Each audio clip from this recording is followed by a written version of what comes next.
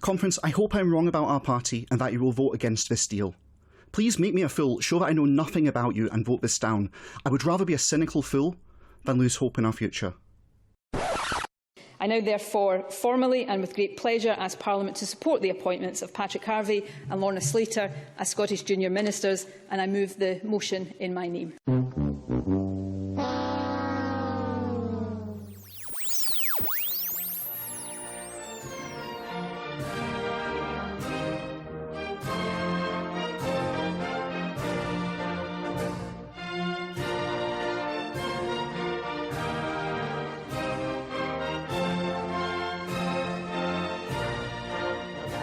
Hello and welcome back to Podcasting is Praxis. I'm David and I am here with James. Hello.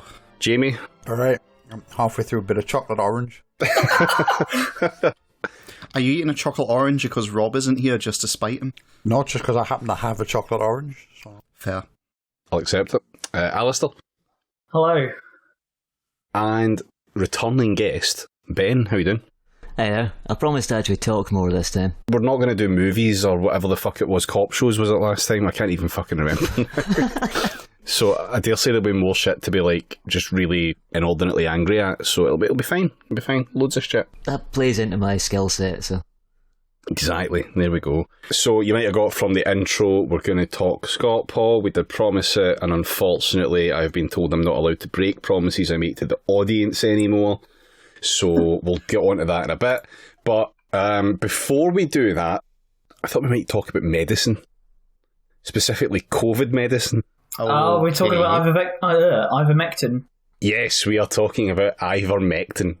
So, that sounds like a joke name. It sounds like Iverbiggin or something like that. It sounds like a fucking whiskey distillery. It sounds like Invermectin. It sounds like it's somewhere in my neck of the woods. Well, I'm now picturing it's like this hardened Scottish Calvinist who's like making a medicinal exception and is attempting to drink the COVID away with, taking his drinks of ivermectin whiskey. I like Just increase your blood alcohol content to such a high degree that all bacteria that enters your bloodstream is immediately killed. I'm just wondering how big the bottles would be for horse whiskey. Well, I don't know how big they'd be, but they'd be like 90 times the price of a normal bottle of whiskey, because anything you stick equine in front of is immediately worth about that much more. Excellent. Yep. You've seen ketamine prices these days. So American anti-vaxxers are now taking ivermectin, which is a deworming drug for horses. So when you can't get this in pill form, it comes in like a gel. Some of them are putting this gel on their toast because it tastes like shit, so they're mixing it with jam and eating it that way.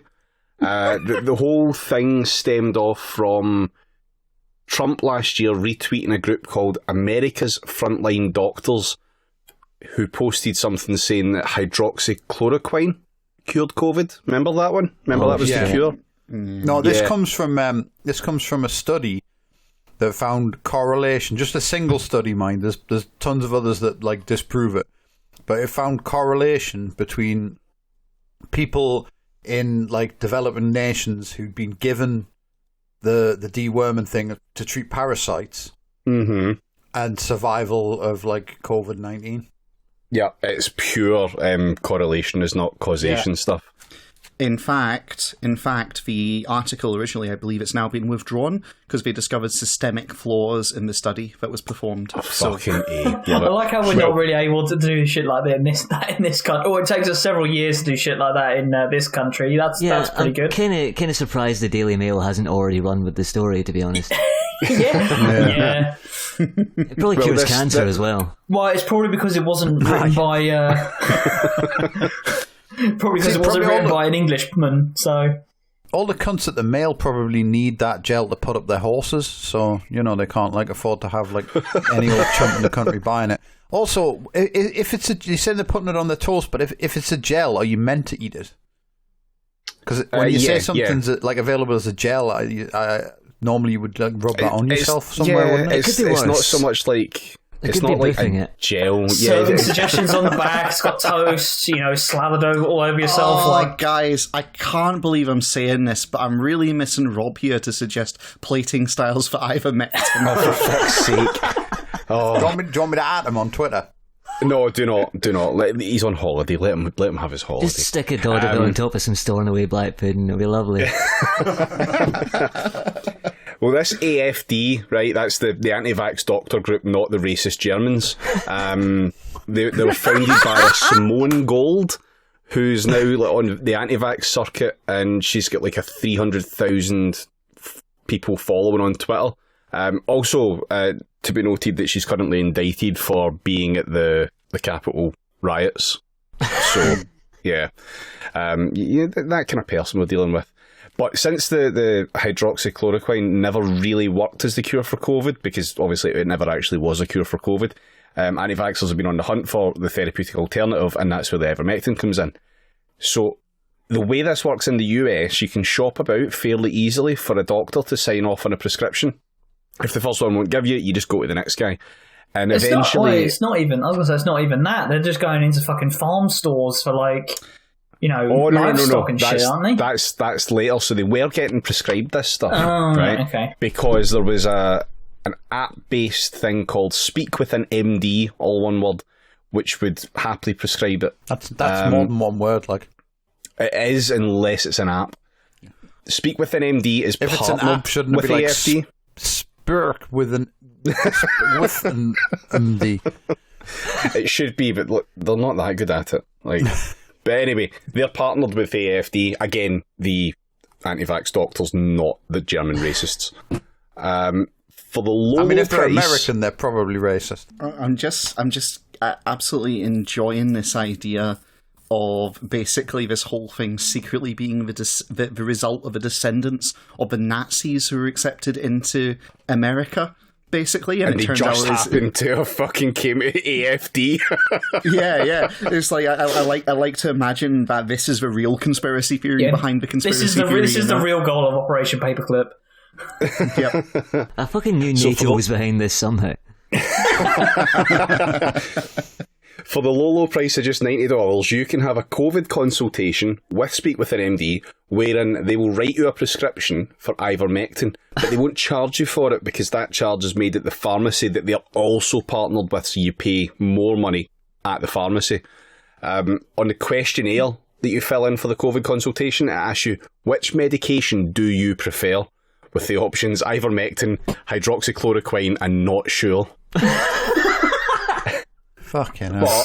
But now there's long wait times because these are the only mob reliably giving out prescriptions for it. So people are now resorting to any source of it that they can get, which is where the horse paste comes in.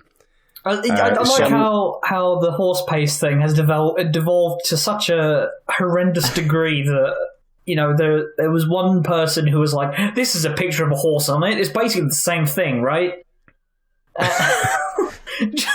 Just eat anything with a picture of an animal on it, like you. That's it. Well, I mean, you'll eat Frosties, won't you? There's a tiger on them, so they must be fine. So my there's some favourite examples. part of this story was that sheriff that died. Oh, yes, I mean, all of the fucking right-wing radio hosts and shit have also died as well. which is pretty good. That guy on Twitter, where it was like, it's the third the third COVID denying Republican talk show host has died, and someone was like, "What? Something must be going on." It's like, yeah, I wonder what that could fucking be. There is a general rule: don't go on Reddit. But if you're ever going to break it, there is a subreddit called the Herman Cain Award, which is just awards for people who are like, oh, COVID is a hoax and all the rest of it. Smash cut to, we're holding a memorial service for, yes. Johnny Ivermectin taker. It's it's incredibly grim and depressing if you read it long enough, because obviously it's like, he leaves behind a family of 4 and huge medical debts and all this kind of shit. But if you can get past that, if you can get past the human misery... I think I might be able to rummage past that, to be honest. God, I really hope at dipshit reply guy doesn't go into that fucking subreddit. So there's been quite a few other examples of that. There's I seen the one post. It was a screenshot from Facebook, and it was, "Hello everyone, I drank 20 mils of ivermectin. It's not that dangerous. I'm dizzy. I can't walk straight. Thank you." Has anyone taken it and then tried to buy a grand piano? Someone replied to that, "You can only drink 1 mil for every 50 kilograms of body weight, so let's see how well that one goes." Well, unless you weigh 1 ton, then it's fine. Yeah. The FDA has warned that if you overdose on it, it can cause nausea, vomiting, low blood pressure, allergic reactions, dizziness, seizures, coma, and even death. This all sounds quite bad, but Milo Yiannopoulos has injected some of it, and he was posting 2 days ago to show off his plummeting blood oxygen levels, so who's to say if it's bad or not? I have a theory about this. This is all part of a long con where he decides eventually that it turned him gay again. Yes. Whom among us hasn't been turned gay by a vaccine? So is this what they were giving to Tim Farron's frogs then? No, they're putting that in the water, Jamie. Just deworming the frogs. Oh, yes. And turning them gay while they're at it. What is Alex Jones up to lately? Oh, fuck knows. Well, I think he had the vaccine, so, you know. Yeah, he's been force-femmed. I mean, that's the great thing about all of these absolute lunatics is the fact that the ones who are like, you know, your old money right-wing psychos, they've all gone and gotten their vaccinations, but like the newer blood, the ones who are probably only in the last decade gotten onto the grift. The true believers, yeah. Yeah, like they're like eschewing like vaccines and, you know, masks and all that shit. And I mean, it's like James says, it's very sad to see, but it was all. Is it though? It was always going to happen, though. You know what I mean? It's like there's only so long you can maintain a grift like that, where all your rich like fucking pricks who can't like be asked to get a real job go on the radio and go, "Oh, the feminazis are coming to steal your children. The immigrants are going to vaccinate your dog," and all this sort of shit. Before you eventually like just train a fucking uprising that will depose you for not believing hard enough. Do you know what I mean? It's like the old world is dying while the new order struggles to be born. I just enjoy how Paul Joseph Watson isn't in any danger from COVID anyway, since he never leaves his mum's flat. Yeah. Oh, I know. I'm looking forward to footage of Alex Jones like trying to tackle someone who claims they have coronavirus, telling them that they're a liar. Or just rampaging through like a fucking ICU. Yeah. All these dead people are just crisis actors. I'm reminded of a story back in the day of a white doctor who was absolutely convinced during the first flu epidemic that it wasn't actually airborne at all. And he said it was totally ridiculous, and he really went off on the black physician who's like, it's very clearly, you know, air-based. And so the white doctor, I will give him this one credit. He put his money where his mouth was and walked down and spent the day on the flu ward, without a mask or anything. And promptly died from the first influenza, plague. So, go figure. The guys today, they don't quite live up to that, I'm afraid. It's just not quite the same, is it? Nah. For sale, doctor shoes worn once. But on the other hand, that doctor didn't have Twitter, so you know what I mean? We all missed out on like his fucking like no doubt riveting internal monologue. I genuinely want to know what pre-World War I Twitter would have been like. Like, that would have been pretty fucking great. People I think. yeeting fucking pigeons at each other, probably. Why do you think they're called a tweet? I just think that those return to tradition Greek bust guys would be exactly the fucking same, though. Yeah, exactly. Howard Phillips Lovecraft is posting on Twitter. Just all those Weimar era reactionaries, just like going, back then, war, now, gay.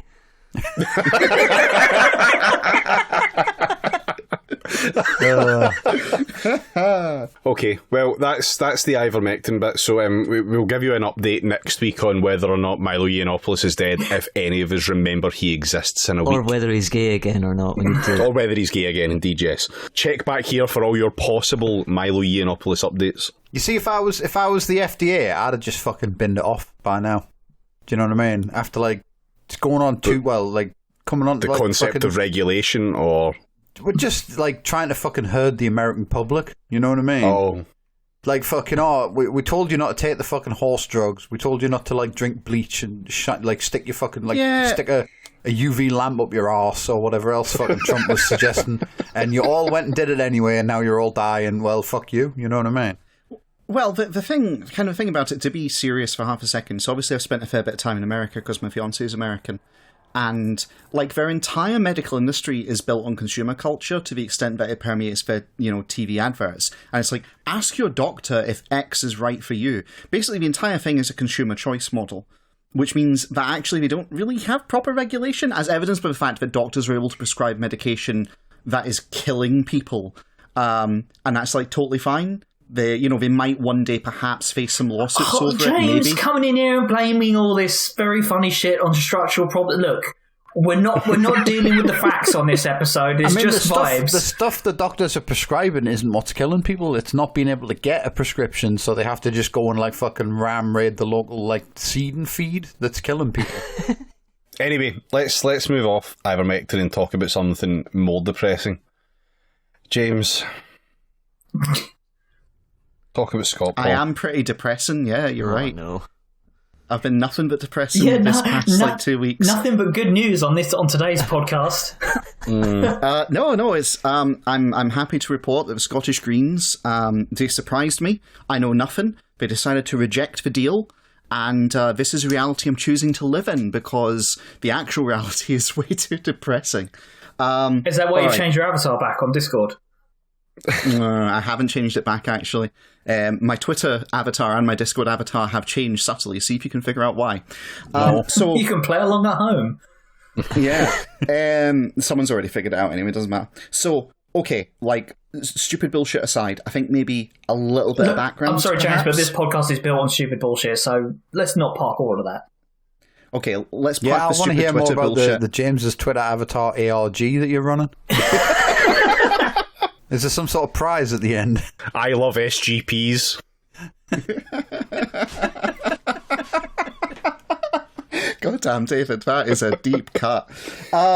Okay, so by way of background, the Scottish Greens, if you've been living under a rock and you just tuned in for this episode, the Scottish Greens, in the most recent election, improved their vote a little bit, and they got a few extra MSPs, just a few. And then they immediately lost one because a certain one of those MSPs went on to become the presiding officer. Curiously, there were no Green proposals for her to be the presiding officer.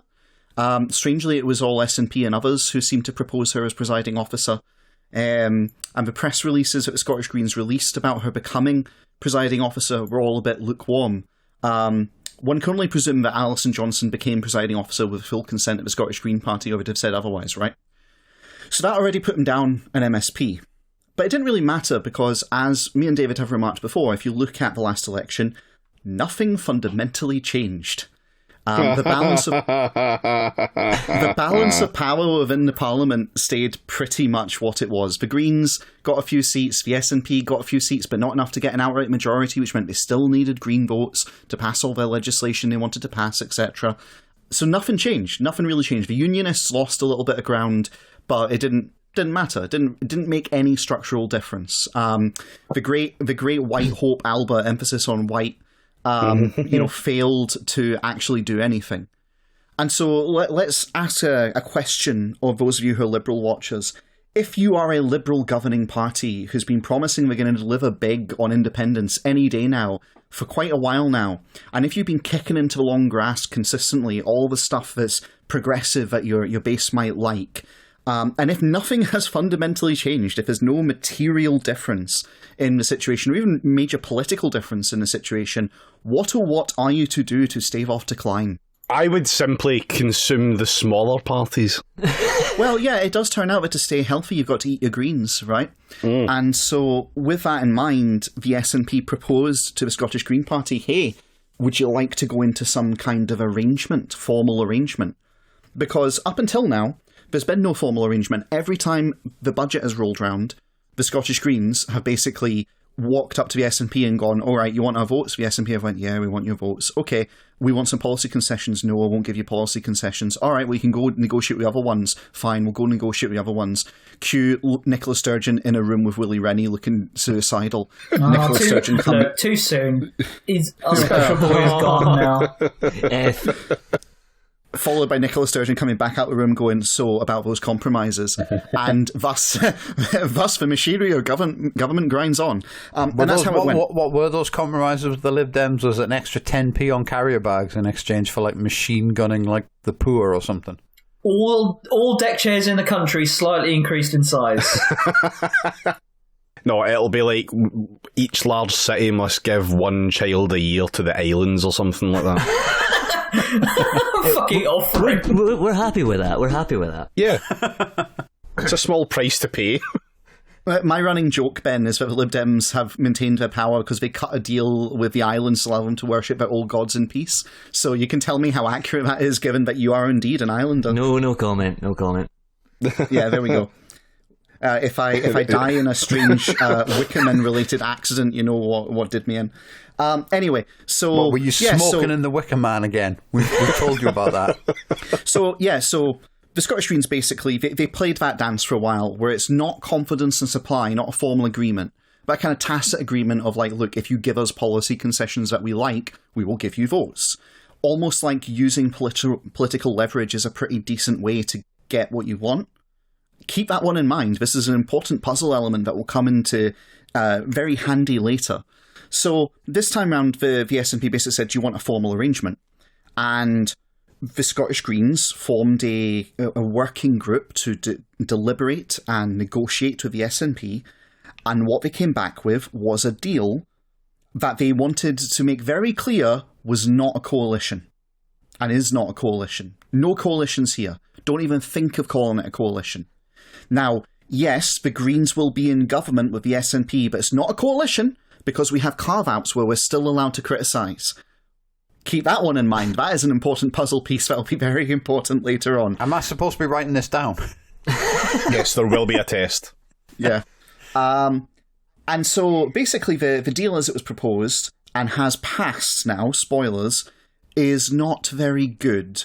And I went into tedious length explaining why in an article in Bella Caledonia, which you can look up if you're really curious. But the long and short of it is that when you lie down with Liberals, you get fleas. And there are many different elements to this that don't bode well for the Scottish Greens, ranging from the political impact electorally about, well, how are you going to grow your voter base when the people you're likely to take it from either hate the SNP or love the SNP, and you're giving them no reason to shift, really, inherently. Like, if people like the Scottish Greens working with the SNP and the SNP voters, they're just going to keep voting SNP because the SNP have done the big magnanimous thing, right? On the other hand, personally, I love to get into bed with the party that fully and actively makes bad choices when it comes to the election and just says both votes SNP. Yeah. Like, none of those people are going to switch over. Like, the both votes SNPs thing's so fucking ingrained that they just will not do it.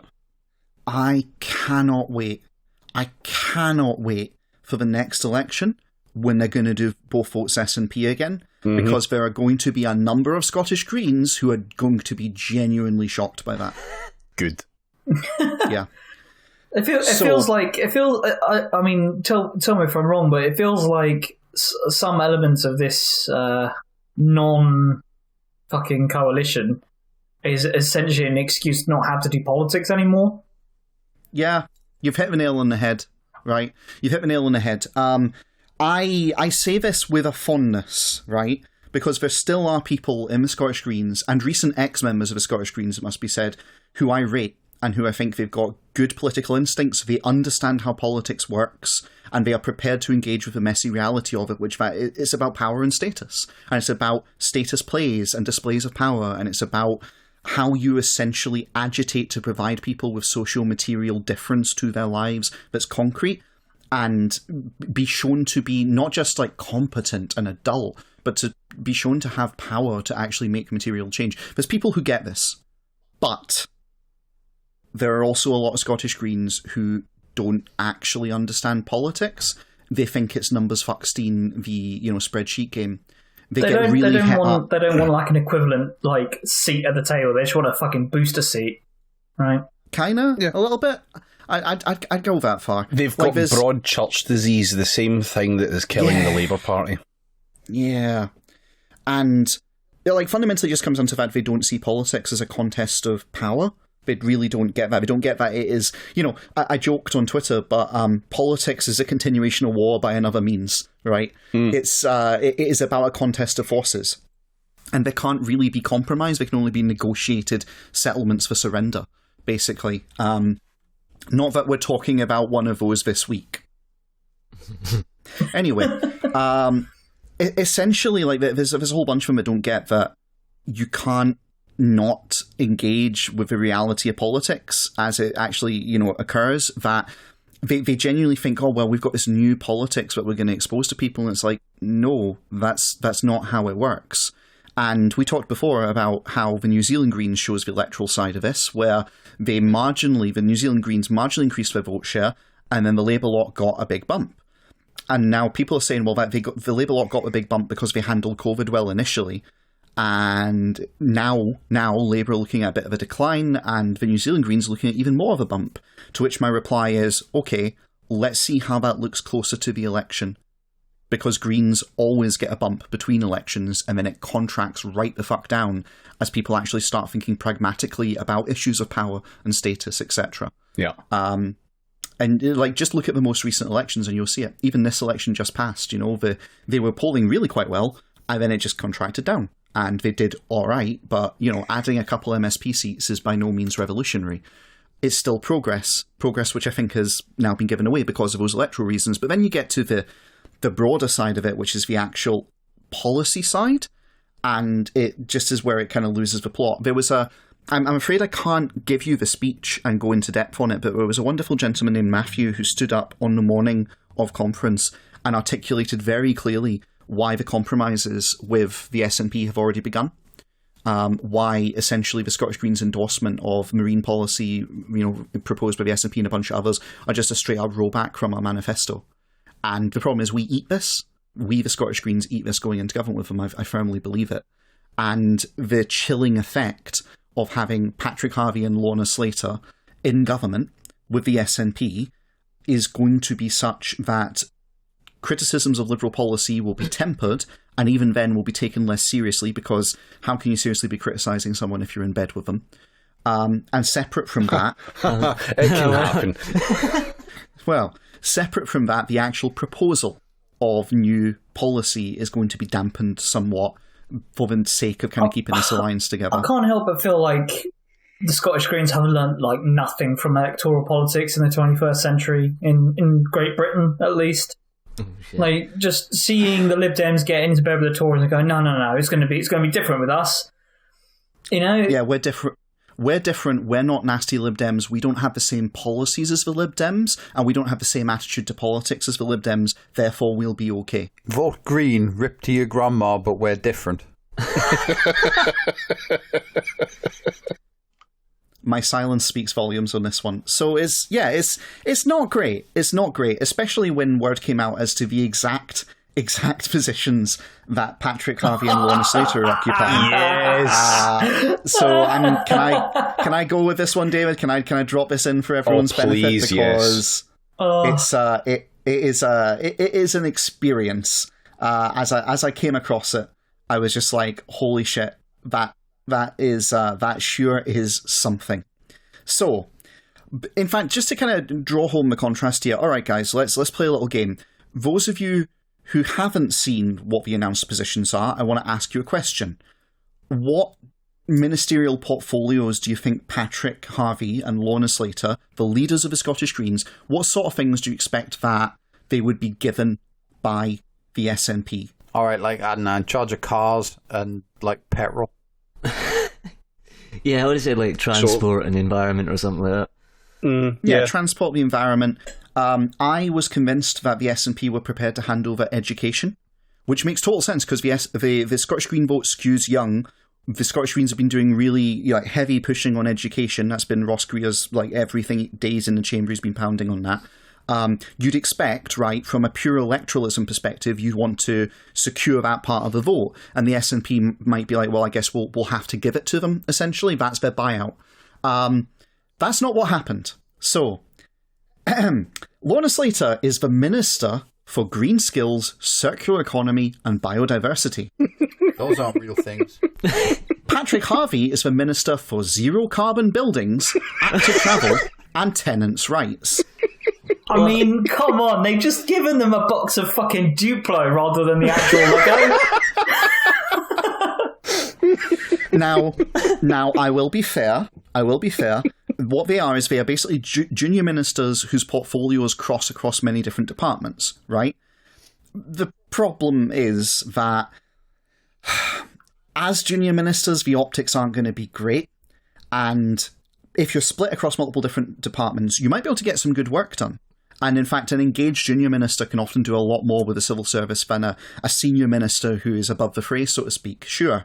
But you're not going to be able to really transmit it very well. Because I mean, James, do you know off the top of your head, or anyone on the show know what the cabinet positions were that the Lib Dems got when they went into coalition? Well, they got Deputy Prime Minister for a start. Yeah, Deputy PM, to name but one. Frog straightening. They don't get energy as well. Oh my god! I can imagine giving a fucking Lib Dems energy and not green. Fuck me. Yeah, and on top of that, the Lib Dems also, I believe, they got someone in the actual Treasury as well. Like they weren't. It wasn't like they didn't get to be Chancellor. No. Joe Swinson was in charge of like business or some shit. Oh yeah. Yeah. Like here's the thing: these are real positions. The business secretary. It might well have been, actually. Oh, yeah. Remember, there's senior and junior ministers, so you've got potential for a bit of spreading around. I only remember that because Viz did a strip, Vince's Cable, the business secretary that has to do his business. Oh, God. Amazing. But still, it's like, real titles that potentially have real weight behind them. These titles they're difficult to sell. They're difficult to actually express. Yes, well, they are as well. It also doesn't help that zero carbon buildings sounds like the most nebulous thing in the world, right? It literally sounds like this is for buildings that are built out of like carbon offset trees or something. Yeah, we've developed silicon life forms and we've built our own buildings without the use of carbon, sort of thing. I love the idea of finally getting elevated into government, and then the job title they give you makes you sound like a fucking property manager. They're texts from Stellaris. I recognise them now. Yeah, I mean, sure enough, circular economy sounds a bit like one. See, though, and like if you build a zero carbon building, does it stand up to the big bad wolf trying to blow it down? Inquiring minds would like to know. But this is the thing, like, zero carbon buildings is all about building homes in an ecologically sustainable way and in an energy efficient way. Yeah, what was the other one? It was like circular circular economy, by which I think they mean the Preston model writ large, basically. Like, keep the cash in Scotland, keep it moving around in specific areas, don't let it get funneled off outside communities, etc. Do you know what would have been a better fucking name for that? It would have been insourcing. Or forming a coalition with all the landlords. Well, I mean, Patrick Harvey does indeed have as part of his portfolio tenants' rights. So make sure to make sure Patrick Harvey memes. The other thing that Lorna Slater's got is green skills, which I'm gonna be real. Do you keep those in green wallets? Yeah, you got exactly where I'm going with this. It's not, but it does kind of sound like it. And this is a problem. That is a huge, there's an optics problem there. And the fact they were willing to take those titles rather than, combine them together into something that was a bit more sellable. So you go, look, I've got the important position of X, which is a thing you can then sell. They should have taken a leaf out of Jess Phillips' book and just had like a title and then like a colon and then like another run-on sentence. Problem solved. Green skills is going to have really bad optics when it emerges. It's just killing lots and lots and lots of deer as well. The skills are being a sharpshooter. You get your doctorate in tyre burning. Imagine being a worse negotiator than Nick fucking Clegg. Oof. I think, I don't know. I had someone asked, they genuinely asked, how did they negotiate this? Because this feels like the sort of stuff you'll end up with if you're starting from a position of weakness, right? Now, I don't know. I was not privy to negotiations. I was no part of this. But if you're looking to negotiate, there's a few things which are just universal to every negotiation, and they kind of run antithetical to a lot of the way a lot of Greens think about politics. You have to play hardball. You don't start with a compromise. You start with you shoot the moon. This is typical soft left shit. Like you go out the gate by saying we'd like to do this, but actually we'll offer you less than what we want. So okay, cool. So would you like a real living wage, or would you like to afford a pair of shoes? I know, right? So it's like, I don't know, but my suspicion is they probably went in and started with a reasonable compromise, which is not where you start in a negotiation.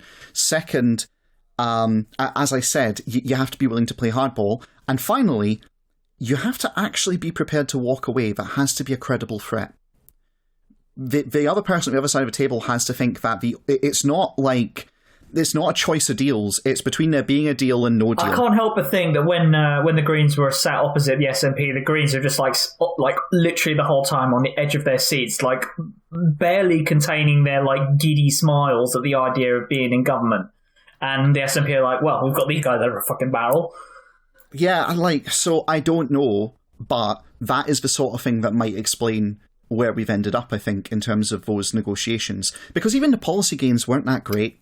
And I said this, like, they're better than the Greens would get by putting the SNP's arm up their back come budget time, but they're not much better. That's my general kind of consensus maybe on the it. Greens think the S in SNP stands for senpai. But the joke is, people went on for years saying, the Greens are just like mini SNP, they're yes men, etc. And it wasn't really true. But this makes it a bit difficult to kind of, again, to argue the reality of it is harder now. And so that's already not boding well. But hey, again, full open mind, maybe I am totally wrong. Maybe they will actually, there will be criticisms that will be taken seriously. Maybe they'll do work that is respected on its own terms as good work. Maybe the electorate will respond to this. But there's something else that's making it harder. Because, remember I mentioned that puzzle piece, Alison Johnson, presiding officer of the Scottish Parliament, who was elected as a Green MSP, and how I noted it was a little strange that none of the Scottish Green MSPs proposed her, essentially. She was proposed by other parties, including the SNP, and how the Scottish Greens' statements publicly on it were a bit lukewarm. Read into that how you will.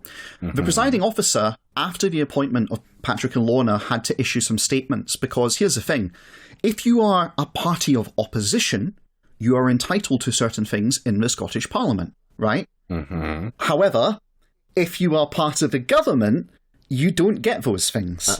And so the other parties, quite reasonably in my view, put in complaints to the presiding officer saying, listen, the Greens are clearly forfeiting a whole bunch of things. And so the presiding officer had to rule. Let's talk about how the presiding officer ruled.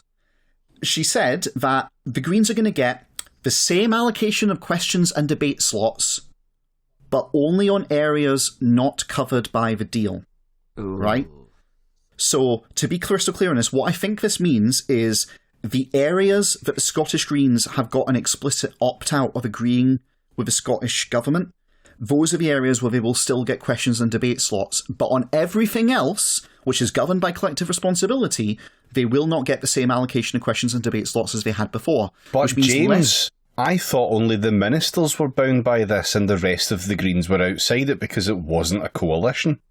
Well, here's the thing. What it basically means is they're going to get less opportunities to stand up in Parliament and go in on the SNP, generally. But okay, no, that's maybe it'll work out okay, because they'll still be able to criticise on the areas they said they'd reserve, so fine. Are they going to get the same number of Greens on committees, but Patrick and Lorna have to be replaced on committees because they're part of the government, and you can't scrutinise the government if you are part of the government, says the presiding officer. Hang on, you can't scrutinise the government if you're part of the government. There's almost like that's interesting. Why would the presiding officer think that and thus declare that they had to come off the committees? That seems to run contrary to what the Scottish Greens think you can do. Weird. Anyway. They get to retain 75% of the short money they were getting before. To explain, short money is money that political parties in Westminster get to help organise their work in Westminster politically, basically paying for civil service work for them to bring in their office staff, etc., to work on stuff that's parliamentary based. Every opposition party gets short money. The Scottish Greens are getting a reduction. They're only going to get 75% of it. Again, Patrick and Lorna will get ministerial funding for their positions. And really, the whole thing smacks of trying to have your cake and eat it. Well, here's the thing. Patrick and Lorna, the money they'll get as ministers to do this kind of work, that will only be able to be spent on government-related stuff. So the areas that are opted out will get less funding overall, basically, which is interesting. So you mean the area where we're going to criticise, there's going to be less money spent on the actual prep work for that criticism. Interesting. And that was all the positives and mixed. Would you like to hear the negatives? Well, I was going to say, you're not doing a great job of selling. You're not doing a great job of selling me on this deal in the first place, and the negatives are yet to come. Right then. They're going to get a 40% reduction in questions at First Minister's questions. Think like Prime Minister's question time. First Minister's question times. They used to get a whole bunch because they were a party of opposition. Now they're getting a 40% reduction. They're going to get 2 question-free slots 6 weeks instead of every 4 weeks. 2 question-free slots instead of 4 every 6 weeks. So that it's kind of, a 40% reduction. They're getting a general reduction in speaking slots on areas covered by the deal. So, and this is the beautiful part, right? Because I said there would be a chilling effect, but there's also a procedurally chilling effect, because the areas covered by the deal, okay, the Green leaders are bound by collective responsibility. They can't criticise the stuff we're in government for, but the rest of the MSPs can do it, except there's going to be a reduction in speaking slots for the Greens. Oops. Because it's a coalition. Who could have seen this coming? Oh, and finally, no opposition day debates. Because they don't it's get a to participate in opposition. Yeah, because they're not in... Basically, what the presiding officer has basically done here is say, this is a coalition. Oh. That's it. They've said it is a coalition. We'll treat it like a coalition. We'll try and make it proportional, but it's a coalition. You're in government together. That's how it works. And yeah, already the Greens are, that's put them at a disadvantage when it comes to actually doing the scrutiny in the chamber, which supposedly is going to continue and is going to make some of this worthwhile. Because the Green idea is that you'll be able to do essentially good work in government, sell that to the public and go, look at the good work we have achieved. We could do so much more if you voted for us rather than the SNP, while also criticising the SNP you're in government with on areas where they're not doing well enough. That's the idea. But already it's starting to fray around the edges, in my view, based on these kind of things kind of coming out.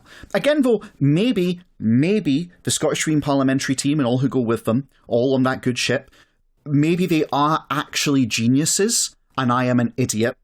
And maybe they will actually just pull a stunner out here. Maybe. No. What do you think, David? No, they won't. Yeah, They won't. on the basis of the current evidence. Yeah. I mean, my position on this is they're dead to me. I voted for them for the first ever fucking time this election, and it will be the last. And I dare say I'm probably not the only person. I know, like, we've covered this before.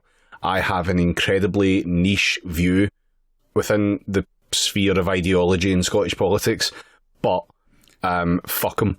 I want them destroyed. I want them treated like Keith Slaver. I will not rest until they are fully PASOKified. Fuck them. Useless, lib-helping cunts. Go on, David, tell us what you're really thinking. I'm just done with it. Like, I fully encourage anyone to take on the mantle of destroyer whenever a political party spawns you. Just once, just one time, fucking ruin them. Just do what you can to destroy them. Yeah, someone dress up like a Sphinx cat and get rid of the SNP and Scottish Greens for us. Thanks. Galloway not try that at the last election. This is a problem, right? So I have been open about this, and I will continue to be open about this. I care about many of the same things the Scottish Greens care about values-wise, right? Well, I care about the environment. I care about workers' rights. I care about X, Y. There's a lot of good shit I care about. And I joined the Scottish Greens explicitly because I thought, well, they're in Parliament, they're the furthest left party, they've got some good policy that could be advocated, maybe there's some work to be done here. And then I set about dragging them left. There were already comrades in there, but it really needed some work and it needed a kick. And I can't claim that the Scottish Greens traversal left has been entirely by the work that I and others in there have done. A lot of it has just simply come from the fact that Jeremy Corbyn happened and suddenly the political space was blown open on the left. Mm-hmm. And so previously reluctant to be talking about left policy Patrick Harvey suddenly got a lot more comfortable with it. And this is a factual statement. I wonder how he feels now. We'll find out, won't we? I think we already have. So, it's worth noting that the Scottish Greens are notoriously pro-trans rights, so it's weird for them to jump into bed with the OG TERF party, isn't it? So, full disclosure, I am the person who wrote and delivered the motion on transpositivity at the Scottish Green Party conference. I am the person who shepherded it through all the procedure and fought off the TERFs to make it happen. I wasn't alone. I had help. Councillor Mary Campbell in Edinburgh was also instrumental in doing it in her position on the Standing Orders Committee at the time. It was a group effort from those of us who are right-thinking, and we put it through. It is public record, and I don't think I'm speaking out of turn when I say that an open letter was published by concerned members of the Scottish Greens over this issue. I signed it. I had some criticisms of the way the letter was structured, but the general point, the political point behind it of solidarity remains. Even if you don't agree with something 100%, you stand with your comrades. And the letter straight up said, should we really be going into government with a TERF party? And if we're going to do it, then we need assurances from them on various issues. Mm-hmm. I suspect that letter has resulted in the promises on gender rights reform that and GRA generally. See, that would be fine if it's not something they've been promising for years. And if Sturgeon, who came out and made a little fucking very, very personal little message from her fucking dining room or whatever. Totally fake. If she'd actually done anything off the back of that, then maybe there'd be something there. But she hasn't, and she won't, because they will not take action amongst themselves. I do think there's a credible chance that action will be forthcoming here and on a bunch of other issues, simply because they need kicking and screaming now, for sure. A little bit. Basically, the Scottish Greens can withhold their votes, and that would fuck the Scottish government, and if a deal falls through, then they're probably actually in serious trouble. Yeah, but that's the thing. They could do that, and then the whole fucking deal collapses, and then they don't have their little cushy jobs to massage their egos anymore, the pair of them. They won't do it. They'll just go for it. If they were that happy to get into bed with a Lib Party in the first place, and all they fucking needed to do was do that for a job, they're going to keep doing that job. They're not going to fucking do anything. I want to be really clear here. I remain a member of the Scottish Green Party, and I plan to for the near future, and I'll talk more and that's about fine, that. And you don't have to agree with anything I am saying. However, what I want to make clear is I do not know the personal reasons that various actors in the Scottish Greens decided to go along with this deal and make it happen. Yeah. It may well be that they genuinely 100% believe that this is politically in interest of the party, in which case I respectfully disagree in the strongest terms possible, and I think I've made that crystal clear. So I don't want to sit here and say that this was all about getting ministerial, well, not cars, bikes, I don't know. It's I don't want to sit here and say that. I don't want to say that it's naked power grasping from Weather Vane Libs or any of that. You can do that if you want, but I'm more focused on, well, what are the actual politics here and what are the implications going to be? And the implications I see, it's the politics of ego. I think the Scottish Greens reject the politics of ego and embrace the politics of ego death. Yes. Well, I honestly think the Scottish Green Party are now most assertedly, because they're in, you can't be in government with a Lib group and be a party of the left. They're a party of the soft left. And I actually think it's pretty much impossible, as the Scottish Greens are currently constituted, to drag them any further left. They might full disclosure, they might in the next couple of years vote and say we are a socialist party. But I'm gonna pick a fight here and say that I think the vast majority of people in the Scottish Greens who consider themselves socialist don't actually understand socialism beyond its I was policy going to say, like, it associations. seems unlikely now that the door has solidly been slammed shut on the Corbyn era. It feels like it would be a very bold move. It would, well, you would need to be particularly bold anyway to say something like that. So it's a general thing in politics across the youth of Scotland and of the United Kingdom. You know, there is a left slant, and there's a lot of people who are like, yeah, I'm socialist, right? But they don't actually have any political education. And so they can't actually examine things and say, well, this is more or less socialist based on these criteria. Instead, they're just sort of like... it's when the government does stuff. Yeah. So, the more We things the need government roads. does, the more socialist it is, yeah. Yeah, so there are a lot of Scottish Greens who I have personally met who talk about being socialist, but actually they don't... Like, they support socialist policies, but that's not the same thing as being a socialist. But to them it is, you know? And so even then, I think that's about as far as you're going to get. There are some who are pretty decent, and there's some particularly involved in union activity who I've got a lot of time for, even where we disagree. Shout out Corin. But it's a problem, and I don't think the Scottish Green Party, as it currently is constituted, is going to move any further left. I think it's very strongly in danger of drifting right. In fact, I think it's already started, and I've been clear on that. Why the hell then am I still in the Scottish Greens is probably what a lot of people are thinking. I know David has been silently glaring it at me this entire time. Yes. And the honest answer, which I'm going to go on record with here, is I am not going to do anything organisationally for the Scottish Greens while this deal is in flight until one of two things happens. Either I am dead wrong, and this is a good thing for left progress in Scotland, in which case I will eat humble pie, I will eat crow, I will write a letter of apology to several people in the party who I believe deserve it because, you know, I've caused them headaches unnecessarily, and I will happily embrace the eco-socialist future of Scotland. Or... Yep, this is what I'm interested in. The Scottish Green Party as a whole begins to realise that this was a terrible deal, and that is producing objectively and abjectively bad results. If that happens, then I'm going to ask a very simple question, which is there anything salvageable here? So what about the third outcome, where actually the Melts all accept that it's cool and good, and they don't do anything about it, and they just go on with it regardless of the consequences? Because that's the one that's going to happen. Well, see, here's the thing, that's what I mean by seeing if there's anything that's salvageable.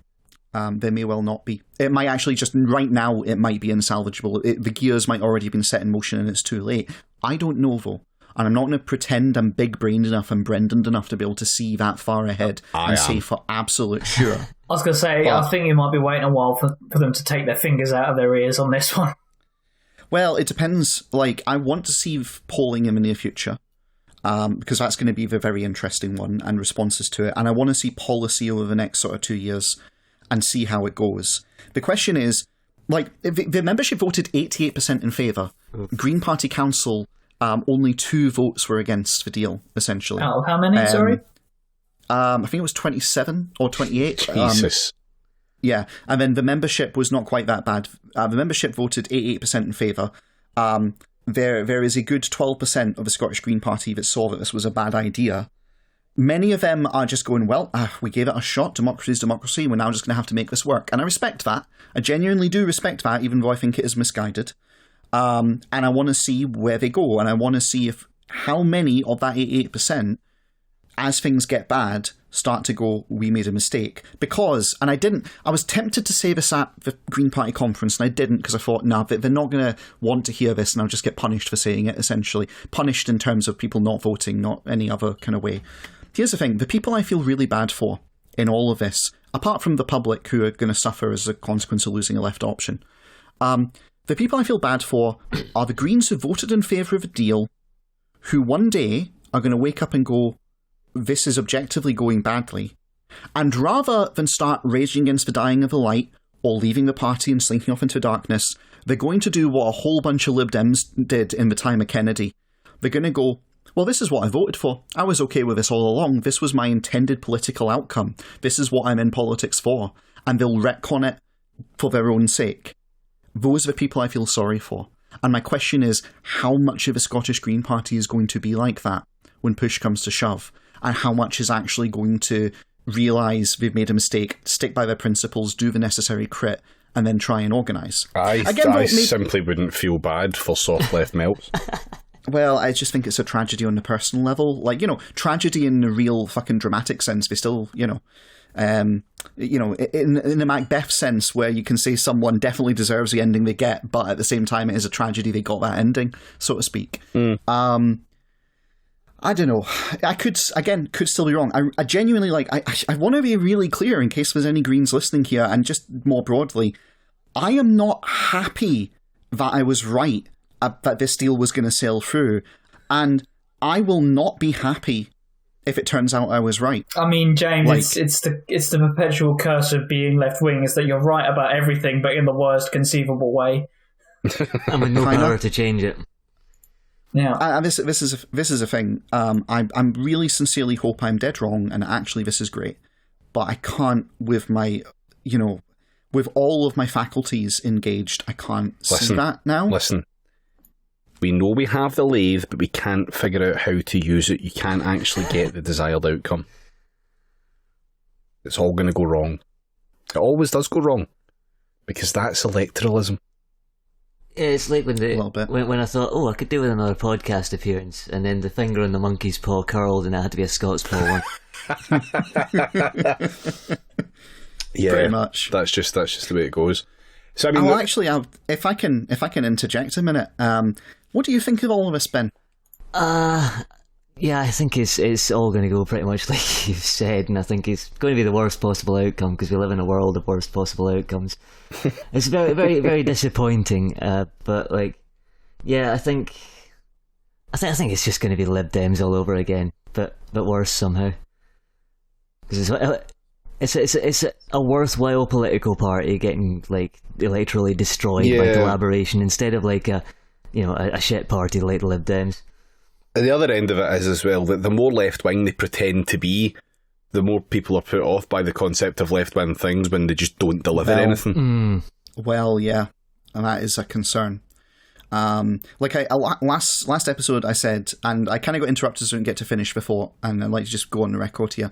I said there's a potential for another political party to do other things. What I would like to see is I'd like to see a small, credible left-wing political party in the years ahead, if the Scottish Greens do what I think they're going to do, and it goes the way it goes. If they're actually good, then I don't want this to happen. But if it goes like I think, I'd like to see a small political party come up and basically do to the Scottish Greens what the Scottish Greens have done to the SNP, and just needle them constantly about actually delivering on left shit and living up to their promises and basically being further left. And hopefully that'll inspire some movement from the Scottish Greens. But I'm not necessarily seeing it. The monkey's paw curls, and the Extinction Rebellion Party Scotland is born. Oh, no. Jesus. Oh, Jesus, fuck. Extinction, right, I know people who are involved in the organisation of Extinction Rebellion, because of course I do, I'm in the Scottish Greens. And, they are not an op, right? The people I know who are involved in organising it, they're not an op. No, they're merely in the service of an op. Kind of, yeah. It's, I'm pretty convinced that Extinction Rebellion London and all the South stuff, that's totally an op, and the Scottish branch are well-meaning and shackled to this thing, and I'm sure they're infiltrated from top to bottom with cops. Hate to be an unpaid volunteer for MI6. Basically, yeah. And, I guess that kind of, in a bizarre sideways way, kind of sums it up. It's I want people to understand the vast majority of Scottish Greens who are going in on this deal, they're actually not necessarily libs. That's the heartbreaking part. They're not necessarily libs in that way. They're not evil. They don't want bad for people. Just you wait what the outcome is. So before the next election, or the next Scottish election, and I suppose the cards will be down on the table then, won't they? How much right do you have to be titled not a lib if you vote to jump into bed with libs? Well, see, this is a question. It's a fundamental question, and question the left actually has to grapple with, which is, what do you do with the people who are politically uneducated and don't actually understand politics? I know the answer to this one is re-education. You said that with relish there. I love that. Oh, yes. the Scottish Green Party has a lot of people in it who are they have this view of politics. They have the Alexander Hamilton view of politics, right? The kind of West Wing view of politics. They have been raised in a mythos of this is what politics is. Forever at least Sorkinised and loving it. Yeah, but the difference between them and a lot of the Democrat machine people and like the Lib Dems and all that, they're genuinely nice people. And they genuinely do actually want good for people. They just have no idea about the implications of that and how to get it, a lot of them. And that's the problem. I mean, just funny story time about the Scottish Greens, because I think has this story not been funny enough? Well, I just want to tell you. I want to paint a picture of some guys for you. Oh, right, okay. We're here for a type of guy. Go on. So, I'm not going to name the person, but members of the Scottish Greens who listen to this will be able to figure out who I'm talking about, and we'll get it. I can't wait to be told to cut this in an hour. No, I'm not. This is not cuttable, right? Because the guy's no longer in the Scottish Greens, but he was for a good long while. There was a guy in the Scottish Greens who was really great on workers' rights, really great on the environment, very intelligent, very thought-provoking, great organiser, etc., etc., etc. How's Andy Whiteman doing? No. So this guy, great on every issue apart from one. Now, I'm going to tell you his background, and you can tell me what the one issue was he was bad on. All right, you ready for this? Mm-hmm. Was he a racist? Was it transgender rights? Signet ring wearing member of a landed gentry. Sectarianism. Oh. That's a valid answer. But he was good on that. He was Grand Dragon of the Clan. Nah, but he was good in everything apart from the land reforms sort of stuff, because strangely that was the one issue where he deviated a bit. Genuinely a nice guy, liked him a lot. Still like him. I don't particularly talk to him or anything, but cool guy. So that's an example. Here's a guy who by hereditary rights should have probably ended up in the Tories or the Lib Dems, but he was genuinely nice, and he ended up in the Scottish Greens, and he was good on almost every issue. God damn it, he tried his best. And that gives God you an bless his idea. expensive cotton socks. Yeah, exactly, right? I remember I sat down next to him one day, and me and my total... I'm going to confess this, and if you're listening, mate, here you go, you got me. I'm going to confess, in my total ignorance, I turned around and I saw the ring. I didn't know his background. I said, oh, that's a really cool ring. And he went, oh, the signet? Yes, it's because of my family. And he just casually talks about it, and I'm sitting there going... It's a fucking signet ring he's wearing on his pinky. That's why it's a thing. And I didn't realise it because obviously I'm not that up on signet heraldry. And there's another guy who's currently in the Scottish Greens, based over in Edinburgh, who is a former Lib Dem activist who was really big into the Lib Dems, who walked away from them when they started breaking their promises and a bunch of shit. And who said this is ridiculous. And there was also a whole bunch of stuff about actual dodgy sex crime adjacent kind of accusations in Lib Dem Youth Wing, and this guy was like, nah, this is so horrible, I want nothing to do with this, and he left and joined the Scottish Greens, and he's still, in my view, a huge liberal, but he has a conscience, and so he's in the Scottish Greens. And now he's home. Well, I don't rate his politics, but I do rate him as a nice guy. And this is the thing, the Scottish Green Party is full of these variations on a theme of nice guys who... What's drawn them to the Scottish Greens is they're not total arseholes and they're not selfish, right? And that's the broad church of the Scottish Greens. I don't know about the land reform guy and selfishness being quite fucking compatible there, but right on my swearing on the Communist Manifesto sort of style. You don't even rate that. Come on. Well, if it worked for Rob, it'll work for me. Shut up. Anarchy reigns. He genuinely would think he was coming from a critical, nuanced position on it, right? Genuinely would think, well, no, it's just that it's more complicated and people don't understand, whereas I have inside experience, that kind of level of guy. I bet he thought slavery was a complicated issue, though. No, he didn't. Credit where credit, genuinely a nice guy. Just genuinely a nice guy, straight up. Fair enough. Or he would have been a Tory wanker, is the short thing. And that's it. If I'm painting you a picture of Scottish Greens, it's that. It's full of nice people, a grab bag of nice people, a broad tent of nice people who carry with them different sort of political tendencies, not in terms of policy or being particularly right-wing, but just in terms of how they approach politics. And you average that out and you get liberalism. Broad church vibes. Yeah. And so the Scottish Green Party continues at present to push policy that is sort of left, and they're a party of the centre left, but I think that's where it's going to sit. I'm really worried about how it's going to drift rightward. So, all in good time. Meanwhile, the SNP must be popping fucking champagne corks at this point. Oh yeah, to be easily. perfectly Yeah. frank. When are they not? Like, though?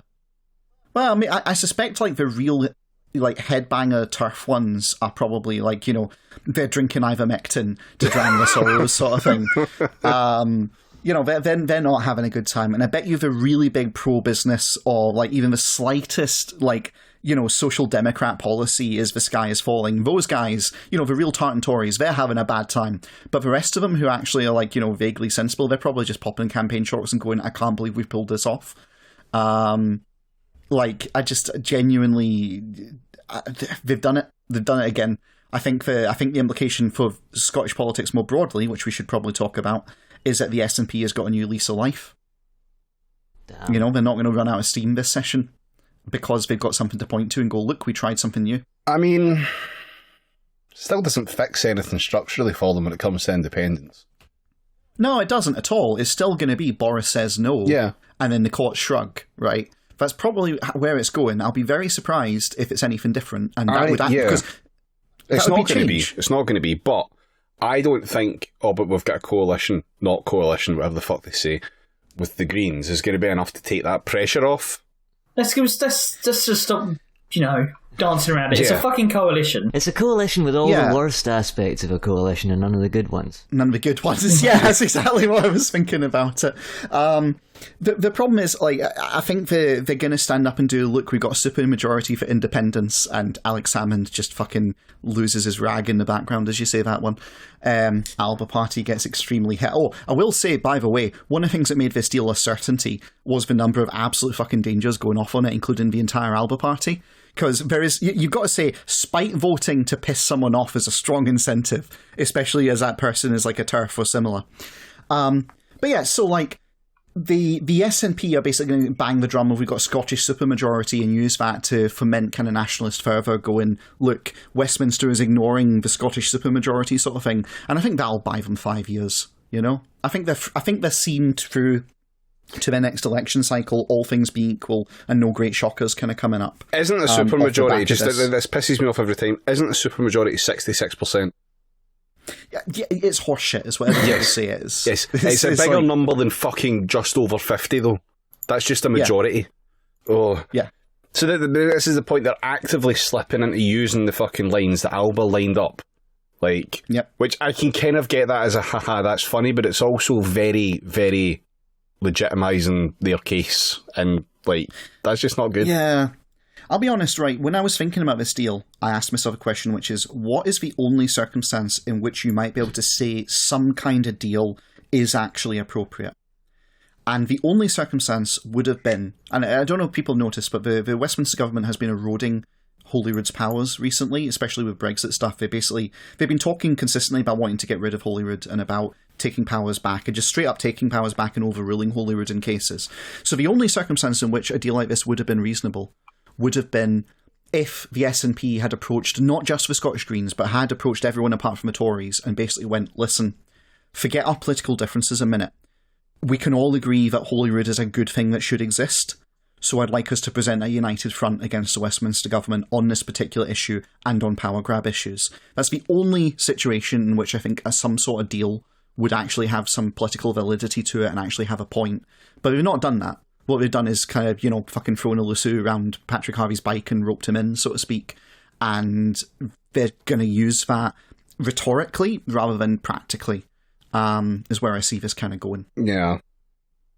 I mean, you know, when inevitably Nicola Sturgeon's finished sucking the lifeblood out of the Scottish Greens, maybe next time a soft left or Liberal Party considers allying with anyone vaguely to the right of them, they'll think, the last two times this happened... Alistair. The one thing about the Liberal is that they do not learn lessons. We've been over this. The Irish is so bad, right? The Irish Greens are a sister party to the Scottish Greens. Irish Greens, Green Party England and Wales, Scottish Greens, sister parties, right? Northern Irish Greens are a subdivision of the Irish Greens, okay? And the Irish Greens went into coalition with a bunch of right-wing fuckwads, got screwed over for it, rebuilt, recovered, and went back into coalition with a bunch of right-wing fuckwads. 4 a.m. going back for more fucking coalition. Feel like pure shit, just want them back sort of levels, you know?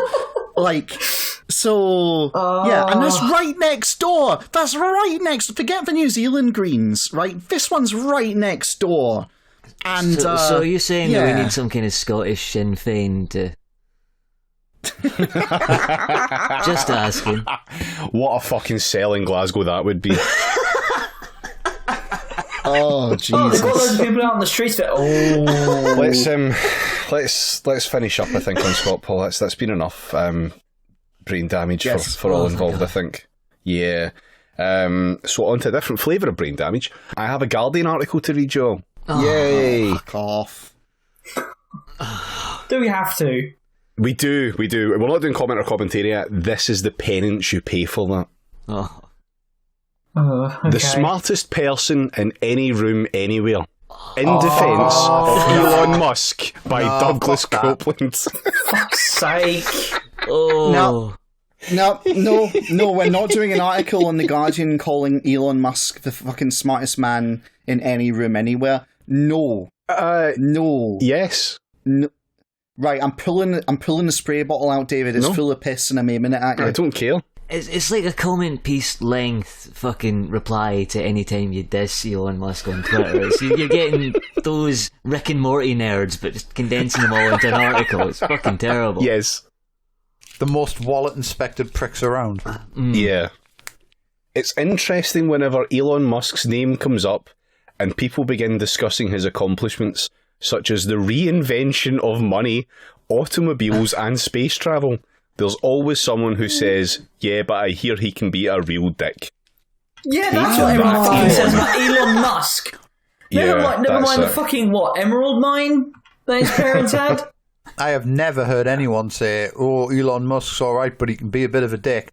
I've never heard anyone say that at all. It is the They're chief always like- criticism. They're always like, get a load of this fucking clown and the incredibly expensive circus that he's built around himself. Also, his cars like just spontaneously combust and kill their occupants on the regular. Pre-Grimes. No, she's too far gone now.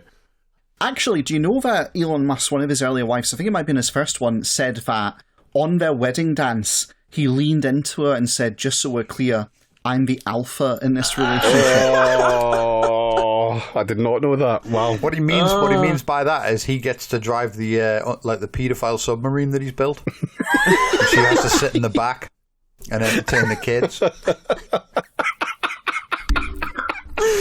Oh. That was a layered joke. A lot in a short economy of the words there, Jamie. So- it's a shame we can't use any of them. Yeah, we can. So then, let's be totally honest here, because in your heart you know, and I know, dear reader, that you can be a real dick too. So can I, and if we're being truly honest, so can, say, the Queen. She probably has to be a dick. What are we doing in The Guardian? Oh, we're completely ignoring the actual structures of power in society? Oh, what a Yes. fucking surprise. Yep, just another day. She probably has to be a dick 10 times a week. So, since when does being a dick somehow invalidate you as a person? It doesn't. That's just stupid. And what's in it for you to diss someone you don't know anyway? Being negative is a stupid person's way of trying to appear smart without actually being smart. This is like a fucking essay that someone wrote for GCSE. Do you know what I mean? It's just... I'll just say for the record, when they're talking about, being negative is a way to appear, I feel attacked, frankly. Yeah. Like, Yeah, I mean, you have to they might call be me out. attacking the very premise of the podcast. But it makes more sense when you consider that the person writing this has probably written previous articles very much like this and has posted them to Twitter and has been owned for it. That's why. Well, I mean, that's not very Big, likely. big Almost certain. medium post energy to this. Yeah. Yeah. articles like this just fucking drive me insane because it's just a nothing article. Like, I mean, we're what, like 3 sentences in, and no substance whatsoever. It's just... Oh no, wait, I'm getting to the substance. There is substance I'd to this. honestly rather read Raphael Bear's Shoes article again. That's a classic, though. Thing is, Alistair, I don't think I've ever heard anything read out on this pod that you didn't get incredibly angry about. I think your issue might be with the written word. What I'm saying is the pen was a mistake. Yeah, do what Jamie does and reject anything that's put towards you. We all hate a goody two-shoes, so come on, what kind of perfect behaviour is it you expect from a person, any person, let alone Elon Musk? What the fuck does that mean? He's just a small bean him trying his best, okay? Come on, leave him alone. You know what? Want to know what perfect behaviour I expect from Elon Musk? Not being a billionaire. Yeah. That's the bar. Do you know what? He could be a multi-millionaire and I'd give him the stink eye, but he wouldn't be as much of a massive cunt just because he wouldn't have the same structural power. See, what he needs, what kind of perfect behaviour I expect from him is he gives me all of his money and then he fucks off forever. He can fuck off. You know what? We can be kind. He can even fuck off to Mars as long as he gives you all his money. As long as he before doesn't fucking come back. Yeah. Yeah. So, posing this question. What question? What is to be done? About what you expect from Elon Musk. He has the writer has assumed that you're going to ignore that question and instead put out a bunch of non sequiturs, but Elon Musk. And so what he's done is he's prepared a little response. Has he put a QA section? It basically is, but he seems like he's only out for publicity. To which the response is, Elon Musk is actually terrible at publicity. Yes, this is objectively true. Yeah. To which my response is to make the jerk-off motion so hard I get tennis elbow. He's so bad at publicity that he commissioned this article, it would seem. I don't think... Sorry, I'm just having a bit of cake. I don't think... Hang on, is it... You've gone on from a chocolate orange and have migrated to cake now? Yeah, it was my birthday yesterday. The kitchen's just full of fucking, tat, happy birthday, basically. pal. You know what I mean? Yeah. Cheers, man. Happy second podcast anniversary. Yeah. When was that? That was on my birthday, 2-3 days ago or some shit. Yeah, it was just a few days ago. Oh. 30th was when the first episode came out, wasn't it? Oh, was it? There you go. I was going to say, I don't think this article was commissioned. This has incredible notice me senpai energy. Yes. It so does. Yes. I mean, The Guardian loves doing shit like that where they do this off their own backs and not even for any sort of inducement. The one I like is the sort of perennial defences of Woody Allen. Just out of nowhere. Yeah. That's the problem the Guardian has. Yeah. That's why the Guardian always has that thing at the bottom going, oh, we're running out of money. Give us some money. You read this fucking shit. Give us some money. Do you know what I mean? Because they just give this shit away. If they would only print dick-sucking articles about Elon Musk after he'd bought the paper, they'd be fine, wouldn't they? That's what happened with Jeff Bezos in the Washington Post. Guardian, I would assume. Guardian editorial staff, respect yourselves, babe. Do better. Well, he seems like he's trying to manipulate the media. Well, he's terrible at that too. After the deplatforming of Donald Trump, Musk is undebatably the planet's alpha tweeter. Oh, for fuck's sake. One of those Kardashian people can make a line of armpit hair remover go viral, but Musk can away. generate or destroy billions of dollars of wealth in 3 or 4 words. Why on earth would he bother wasting 3 brain cells trying to manipulate the media? What the fuck what does that even mean? This does... But... No, real talk for a minute though. He would manipulate the media just to try and get a bunch of people that will tell him he's cool, because that's the one thing he wants that will forever elude him. Yeah, he has terminal poster brain. He really does, yeah. But yeah, I mean, one of those Kardashian people, look at me, I'm too cool. I've never heard of the Kardashian before. Prick. You know what I mean?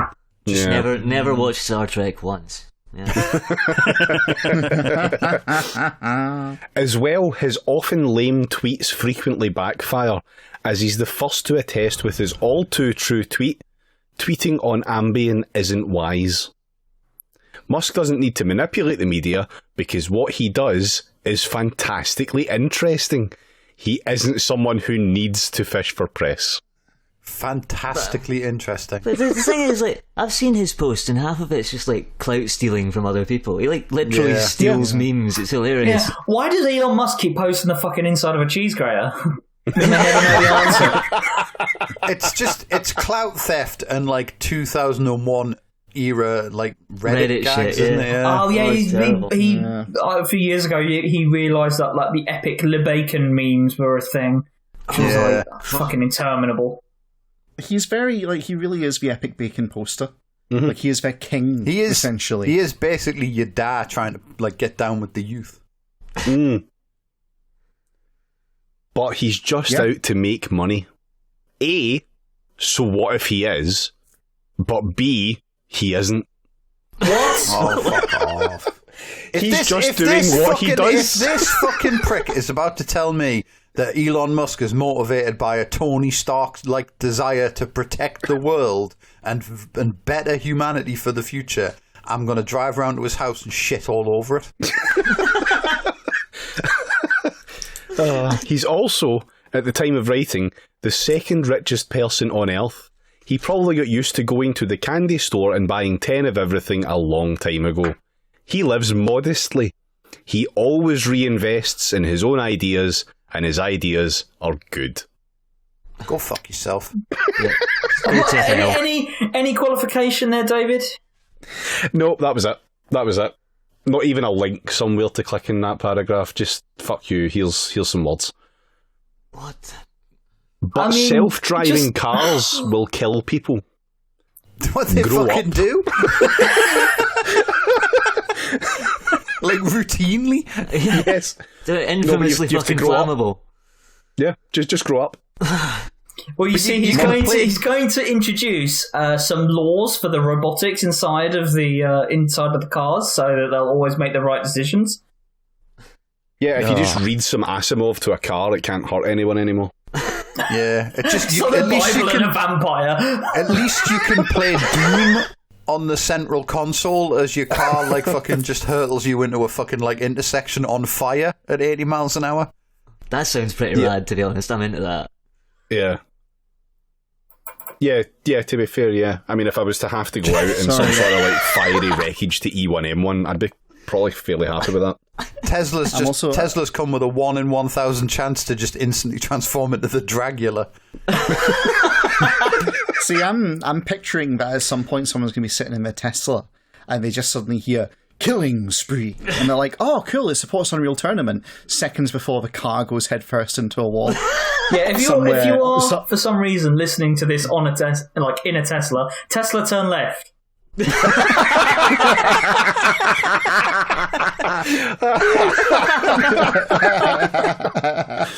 Oh fuck. I don't think we're topping that one. No. Musk didn't just generate a few fundamental patents and move to Santa Barbara to golf for the rest of his life. Every day, he tries to reinvent the wheel, and it's working. Citation needed. First of all, Shopped online lately? First of Ever all- wanted to visit the International Space Station? Want a new car? Could you not actually have just fucked off to go golfing, though? I mean, I think we'd all be happier if you had. We would be so much fucking happier.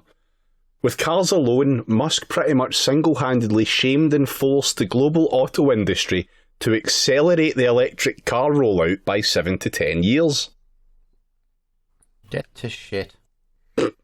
Yeah, people kvetch, and it makes me wonder if there is People something what? fundamentally flawed about our era, that it is almost impossible to get people to say something nice about pretty much anything else. Sorry, anyone else. What do people do? Kvetch. Kvetch, it's Yiddish word. Yeah, Yiddish, Oh, yeah. okay. yeah, it means to complain or bitch about something. I don't think I've heard that before. So there we go. I learned something from this fucking article. I hope you're all happy. Self-crit session for you later, pal. A like given to someone else is a like that could have instead gone to oneself. Which I suppose... I don't know. like your neighbour's tweets as you would like your own. This is the Cohen of posting, basically. Who likes their own tweets, though? This guy, evidently. This is going to be in a book that's called The Tweetless Retweet, and it's going to just be opening posters' minds to the infinite the more they read it and meditate upon it. Guaranteed. No, wait, this seriously is getting into is the writer having a stroke territory. A like given to someone else is a like that could have instead gone to oneself, which It's I not a suppose zero-sum indicates... which I suppose indicates that there's something fundamentally different about selfhood than, say, 25 years ago. I pick 1996 because it seems to have been the acme of the celebrity profile. Remember them in Vanity Fair, say, the glossy cover, the fawning, Remember the celebrities? expectation of dirt revealed. Will they backstab? Even the interviewers were famous for interviewing, and it all feels like a million years ago. Did Donald Trump write this?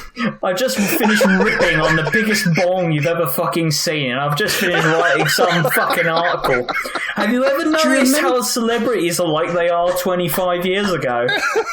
Do you remember when? Do you know what this is? This is pure strain solid gold. Do you remember when the media got to manufacture consent and no one could tell them that they were dumb as a box of rocks? Do you remember when journalists were hard? Do you remember when? Are there any celebrity interviewers left? Oprah, I guess, but her heart doesn't seem to really be in it, and she now seems to be merely an enabling conduit for the Meghan and Harry feelings politics that blights our era. When the fuck did we get to Disneyland? I missed the start of this ride. I'm sorry. So this person has a problem with Oprah Winfrey, but Yes. not Elon Musk. Yes. Quite interesting. I'm completely lost on what the connection is between Elon Musk and No. celebrity interviewers. No, sorry, there is none. There is no link. They Elon Musk genuinely just kill wrote Larry something King? different. Is that what they're getting at here? The connection is people are mean to celebrities on Twitter. Remember when we didn't have Twitter and celebrities were the god kings and idols of our society? We told you they were cool and you just went, I guess they're fucking cool then.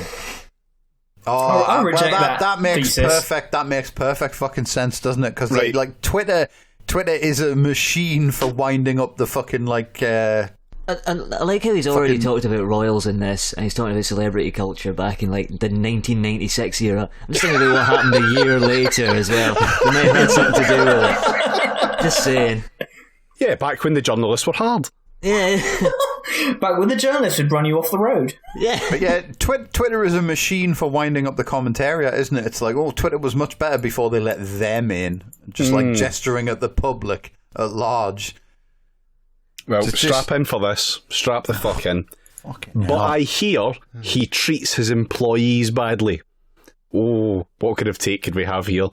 First, Well, yeah, it's good because like he told. I've actually seen this bit shared on Twitter. It's good because he told some guy in a factory like I could be fucking like getting noshed off by fucking Beavis and Butthead right now. Don't you know who I am?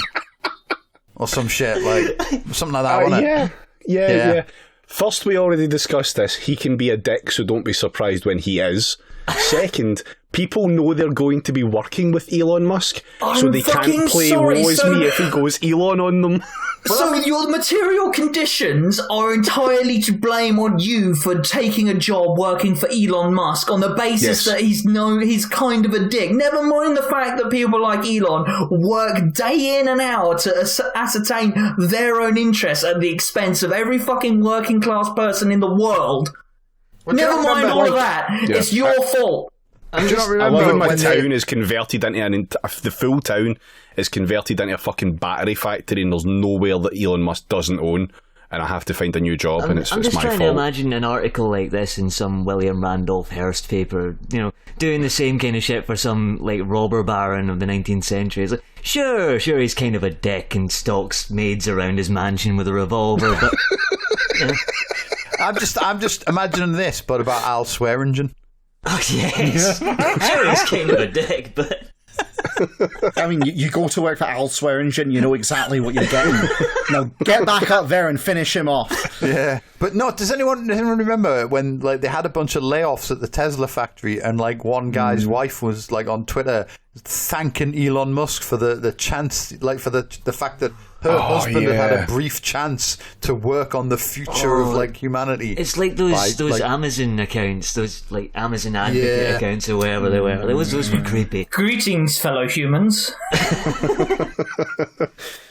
Didn't one of those accidentally advocate for the reunification of Ireland at one point? Yes, it was wonderful. Well, yeah, and this takes us on to the bit that Jamie said. And third, he's incredibly smart and is used to working with the world's smartest and most accomplished people. So if you don't cut the mustard, then you didn't cut the mustard. And here's something funny he actually said to someone who was pissing him off in the Tesla factory. You know, I could be drinking Mai Tais with naked supermodels, but instead I'm here with you. He has a point, says the writer. You know, actually... Right, I have a theory that if they're supermodels, they're going to take a long, hard look at Elon Musk and go, is it worth it though? And I'm willing to bet that a not inconsiderable number of supermodels take a long, hard look at Elon Musk and go, nah, it's not worth it though, isn't it? I don't care how good the money is. So, really, Elon? Your t-shirt that says, I could be banging supermodels is... raising a lot of questions that are already answered by your t-shirt. It just makes him sound so fucking gross too. Yeah. Just genuinely awful cunt. Hate him. Well, to be able to say that shit, you have to genuinely think it's a transaction where it's like, well, I've got lots of money, that means supermodels are going to want to sleep with me, as opposed to see them as people. But you have to actually kind of, like give them a reason to want to spend time with you. And, what is a fucking reason to spend time with Elon Musk? He's got a lot of money. That's it, yeah. Meanwhile, Jeff Bezos is on the market. I mean, if I was a supermodel, I know which of the two obnoxious, billionaires I'd want to spend my time with in preference. Just saying. Go for the one that's freshly divorced and on a rebound, yeah. Yeah, exactly. The one that's going to call you a live girl. Oh, yeah. fuck. Jesus fucking Christ. Take it back. Take it all back. All right. But he hurt my feelings and made me feel like I was in an unsafe and triggering work environment. Oh, fuck. What? Triggering in the sense of like dangerous and going to cause it. Do you know this article is so revealing because you know what the ruling classes really hate right now with a passion? They hate this shit about workers actually deciding, you know what, some work isn't worth it. They hate this idea of workers having self-respect and going, nah, you don't get to treat people like this. I don't care what the job is. You don't get to be treated like your furniture. They hate this shit. They hate self-care. It's really weird that you mention that because his response to this made-up question is, dear God, is this what our society has been reduced to? ? Yeah. Who wrote this? Yeah. Because that's what it's really about. It's like, right, so here's the fundamental truth of these fucking awful human beings.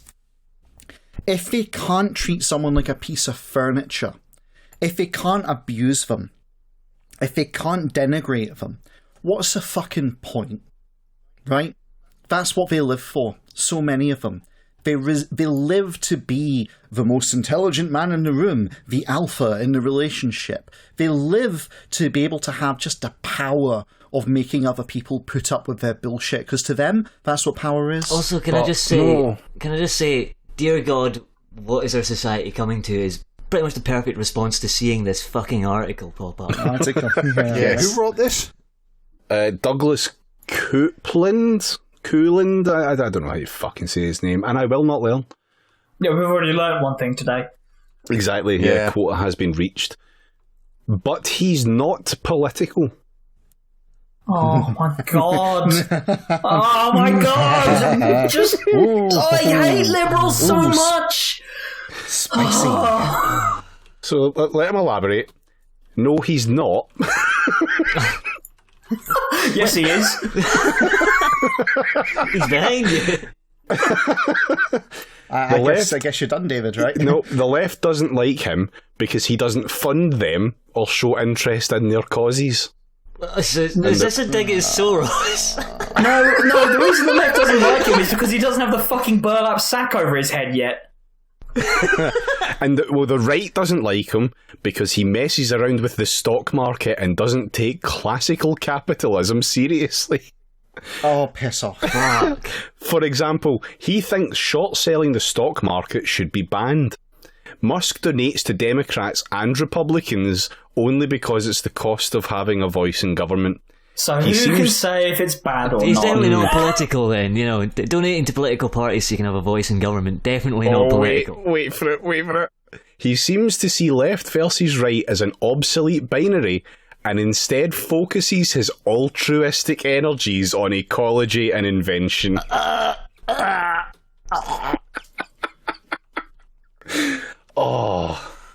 Do you know what? This person really, I don't feel well. This person really needs to touch grass. Mum, can you come pick me up? Do you feel like drinking ivermectin yet? I want this prick to drink some fucking ivermectin. Just perpetually gobsmacked by the just... You know, like, I always think of whether or not this idiocy is performative or not. And I know the conclusion is essentially it makes no difference. But sometimes I can't help but Chomsky wonder... intensifies. Right, couple more then. I will mercifully skip through some of these because it is a fairly long article. I thought you'd finished. Fucking Elon Musk FAQ, I love it. It's so good. But everything he does is all a big scam for him to get rich on cryptocurrency. You know what? This would have if he could have saved himself some writing if instead of this he just like reworded fucking like that Bryan Adams song from Prince of Thieves. You know what I mean? Like everything he does for us, and just like sat and fucking wanked himself raw over like Daddy Elon with that on in the background. You know what I mean? And just left the rest of us alone.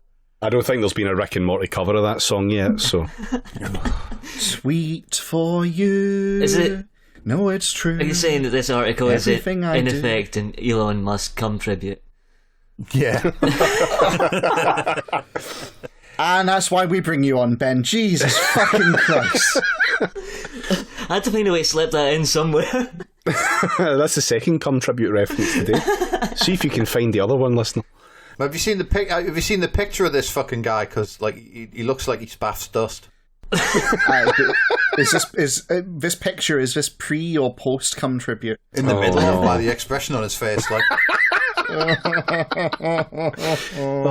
If you search for Musk online comment threads on, say, Reddit, you'll quickly sense the presence of teenage male body sprays and stained gym socks.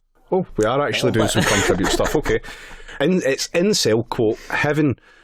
Adult voices discussing Musk are rare, and it seems the vast bulk of Musk commentary centres on Bitcoin and cryptocurrencies, and yes, I can hear you stifling a yawn, but we're stuck with these things. Okay, so we'd better cobble together some sort of peace deal with them.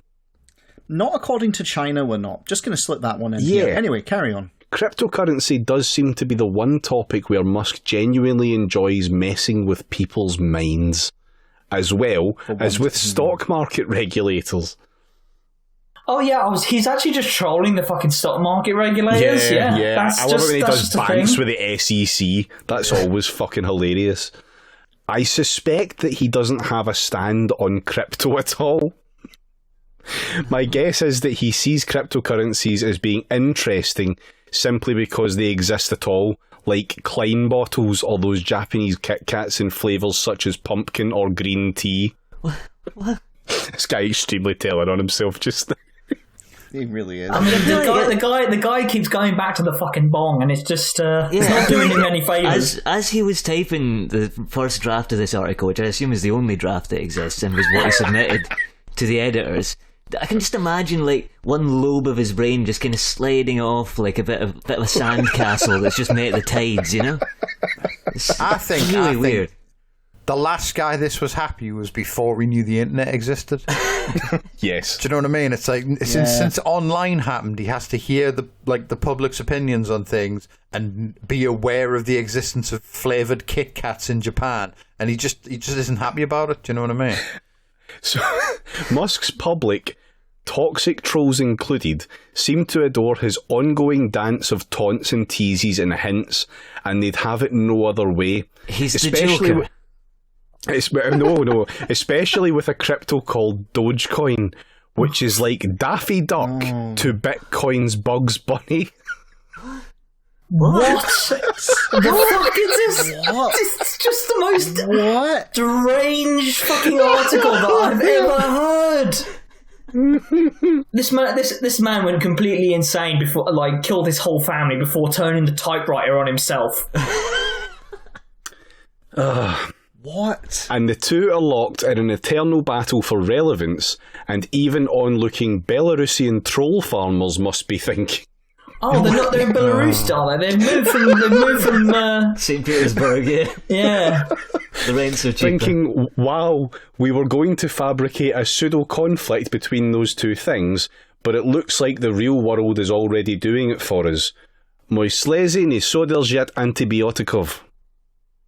Which he has helpfully put an asterisk for, to say, my teardrops contain no antibiotics. Truly a joke worth translating. What? What? Yep. What? Yep. What? Yep.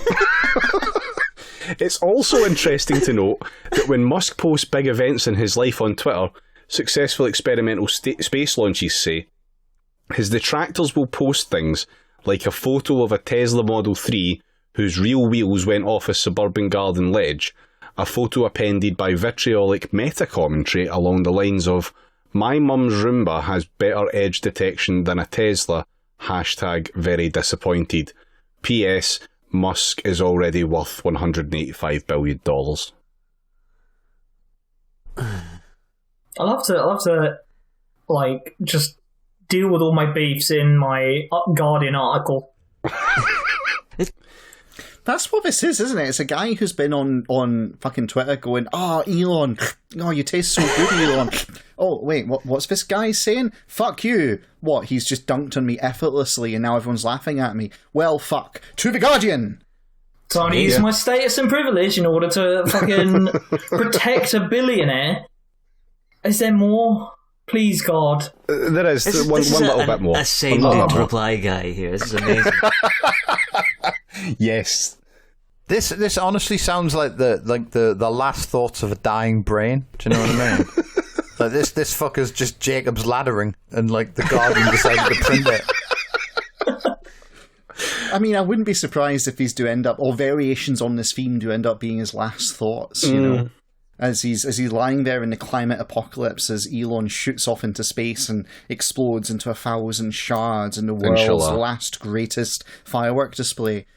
This guy will be lying there going back over Twitter beefs involving Elon in his head. Some kind of like insanely high concept ARG he's running, where it is just like, you know, just like a really experimental novel, which is just all about the random synapses in a dying man's brain. That'll be pretty good. That might redeem it. That's it. He's smoking DMT while he's writing this. That's it. We've solved it. Joe Rogan wrote it. I like DMT. Yeah, it all comes full circle. Love it. But for real, didn't he just win some sort of genetic lottery instead? Right place, right time? He's not fucking smart or anything. He just has loads of money. What? He won the being born to cunts that own a mine, like fucking lottery. Yeah. Let me be more specific. He won the being born to apartheid era emerald mine owners. You know, like it's just, he won the going bald by 23 lottery. People want to believe that, but here's the thing: that he went bald by 23. Have you seen the photo of him when he's selling PayPal? Yeah. People want to believe that he won a genetic lottery, but here's the thing: Musk has a huge IQ. Oh, he does. Which is why he can understand Rick and Morty. Yeah. It's actually a very smart cartoon. Elon Musk sat looking at YouTube, watching all those like Rust videos where it's like 600 IQ play and stuff like that you see in your fucking mentions. Like, he paid a lot of money for that high IQ, so don't knock it. Just think how great it's going to be when he launches into space, collides with his own stupid fucking billboard, and like, do you know what I mean? For the rest of time, we can only see half of the advert because there's like a fucking comical Elon Musk-shaped hole in the fucking thing. He is measurably, scientifically, clinically, Do you know what I've just thought? demonstrably. When he gets that fucking billboard up and he's about to launch off to Mars, pay for an advert that's just like a star field and he will just fly into it like fucking Wile E. Coyote. Little do we know, he's just going to vanish into it, and there'll be a kind of meep meep noise in the background. Anyway. He is measurably, scientifically, clinically, and demonstrably the smartest person in any room, anywhere. Fuck. Absolutely not. He can tell you the square root of your Amex card number at a glance. He can tell you, I don't he know, can't. the square root of zinc. He has mild Asperger's, which prevents him from snagging on details. Elon, if you're listening to this podcast in your spaceship, then Starship engage abort. He has mild Asperger's, which prevents him from snagging on details and talking himself out of trying new things. Like, no, sorry, just this is absolute horseshit. Like, No. he is not the smartest man. He cannot do the square root of an Amex card. No, but I mean, Like, square roots are famously how you measure like the IQ of a person is how many square roots they can Yeah, do. your ability to follow an algorithm in your head is how we measure intelligence. That's absolutely right. It's Like, just, it's literally, no, it's literally your IQ is literally the number of square roots. You know. Do you know what I think it is? I think what it is they showed Elon his IQ, but they showed him as part of a distribution curve, and Elon went, "Oh, I'm right at the top of the curve. That means I've got the highest IQ, right?" As he sat on top of that bell curve distribution. I mean, no, I think like he fucking paid a doctor to measure his IQ, and the doctor just went like, "Oh, what's that? Like $10 million to say you're a fucking super genius? Then yes, I will like let you put that on your business card." With a fucking measured his IQ with calipers. He's a perfect storm who comes from about as middle class a family as was possible in the late 20th century. Fuck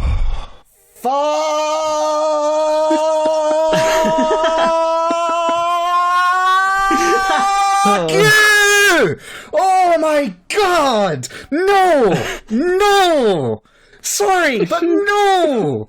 They owned a fucking emerald mine! They expropriated wealth from South Africa and ran with it to the USA! They gave them literal emeralds to just wander around and, like, you know, toss into a jeweler's! That is not middle class! Yeah, but they ate like basil and lemons, so... Impossible to know whether he's middle class or not. Oh my god! He loves a frosty coffee. Oh.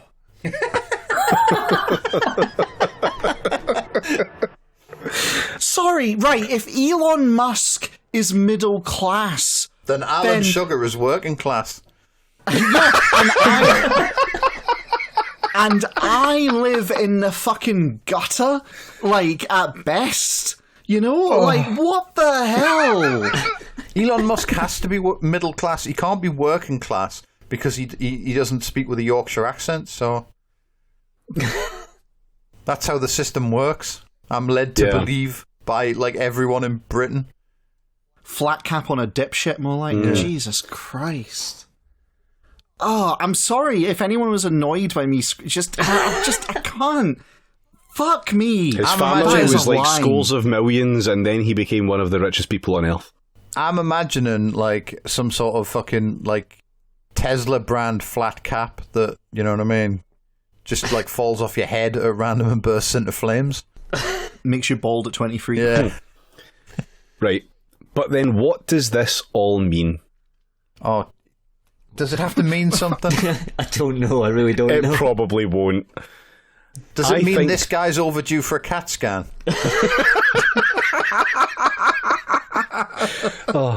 I think the biggest difference between the 20th century and the 21st is that in the 20th century, Why you are were we able to see the future in your head. I thought this was about Elon Musk. Why are we suddenly comparing centuries? Because he is the future man. There were new ways of envisioning, say, an information utopia or an ecological harmonisation of humans with everything non-human. But here, in the 21st century, we're only able to possibly glimpse a small workable future, and even then, only if we work at it incredibly hard. That's a huge difference in looking at what lies down the road. Musk's appeal is that he still sees both the future as well as a future, albeit a future on Mars, which has 38% of the gravity of Earth and about 1% of its atmosphere, and Wi-Fi back and forth to Earth would take 6.5 minutes each way, hardly smoking hot, so good luck watching random episodes of The Big Bang Theory while real-time wisecracking with your former cubicle mates back in Palo Alto. What? I think I just had an aneurysm. What the fuck? So did the writer. I fully dissociated there. What the fuck is going on? Yeah, I genuinely, like, this is not a bit. My eyes, like, they spasmed back in my head as I was listening to that. Like, I just, what? I think this is I what tell you happens. what, I don't know why you're all complaining. I'm basically getting high off of this shit. So is the guy essentially saying that Elon Musk is capitalist realism? No, I think what he's saying is that, Yes. like, what this guy is saying is that he's just slightly taller than all of the door frames in his house. Elon Musk is mad enough to invent a future where the night sky is ruined by a giant fucking billboard and all the cars are under constant threat of exploding spontaneously. Not the future we need, but the future we deserve. Not only are they at risk of spontaneously exploding, they also spontaneously crash into people and other cars. Oh, fantastic, yeah. Or going into the death tube and then going on fire and locking both the doors. Yeah. Much like this podcast. I definitely do feel like I've been in a room solely asphyxiating, first with Scott Paul and now with whatever this is. Turn off your Bitcoin mining rig. God damn it, that's what's happened. So he asks, he asks one last question. But when is this going to end? Why can't he just move to Santa Barbara and play golf for the rest of his life? On the 28th of June, Musk turned 50. He has at least 3 more high-functioning decades to go. More likely 5 or 6. So we're not even halfway through his movie. Pundits who think he'll soon be over are either naive or assassins. Wait for it. You know how they do the little sign-off bit at the end to like plug their book or whatever? Yeah. Douglas Coupland's Binge, 60 Stories to Make Your Head Feel Different will be available in the UK in October. Every single page is just dosed top to bottom in LSD. You just look at the page and like you're right there with him. You, Elon, Coupland, you're all there and you're all having a great time. Did we just read through the Salvador Dali of Guardian columnists? I feel like I'm going to stand out and walk out of this room and just like phase through a wall. This is where it turns out he's a pseudonym for Nick Land or something. It's the only thing I can think of. I honestly wouldn't be surprised if, like, I opened the door to my room to go feed my cats and Elon's just sitting there in an entirely different room and it's like, you've arrived. And just out of nowhere, that would make as much sense as anything that just happened. Mm-hmm. Like, Jesus. David, I cracked that joke about, how libs stand next to, the liberal standing next to a fascist is basically the equivalent of, like, if you only look good standing next to a serial killer, you'll stand beside a lot of serial killers. Was this article chosen to make Scott Paul look good? No, it wasn't. This was chosen to save me having to look for comment or commentary, so you can only blame my laziness for this. Well, and Rob, because Rob did also give me the article. Sounds like you kind of played yourself there, to be honest. I don't know, I quite enjoyed that. Sadist. Yes. Sorry, the bit about Elon Musk was born middle class, just fuck me. I really can't get over that. Yeah, actually, has a that really has high inflicted. That has inflicted an actual psychic wound on me. That's going to be there for a while. There was something in there for everyone. Give me the fucking ivermectin. Prevent the parasite from metastasizing in my head. It's Fucking too late. hell. It's too late. So I reckon we can probably call it there, because we've ran on a bit long, and who knows how much of it will make it in the fucking edit. So I suppose all that's left to say is, Ben, thanks very much for coming on, mate. No bother. I'm glad we could inflict this kind of pain on you as well as ourselves. We honour your sacrifice. Fucking monkey's paw. Speaking of monkey's paw, would you like to wish on it and plug your stuff? Oh, I suppose I should. Yesterday, because this will be going out in 2 days, won't it? Thursday, Yes. yeah. Yeah, so yesterday, I have returned to my streaming empire, God willing, unless something terrible has happened. And so you should tune in every Wednesday, Friday and Saturday at 9 o'clock at twitch.tv/in participation. I'm not going to bother spelling it out, just find it, okay? It's in the show notes. It's in the show notes. It's unpronounceable and unspellable. It's very stupid, but anyway, that's my main thing. So, yeah. However, the SEO is peerless. Right, okay then. Well, in that case, we will catch you all later. Look forward to new bonus stuff that you will definitely look forward to. If you can't get to that, it will be on the Patreon, and that's patreon.com/PraxisCast. Do join us. Should we tell them to buy a t-shirt while we're at it? Yeah, also buy t-shirts. Look good while you join us. Buy a t-shirt. Yeah. Right, catch you later, folks. I meant like one of our t-shirts, David, not just like Bye. t-shirts in general. Bye. Bye. I tried. Bye.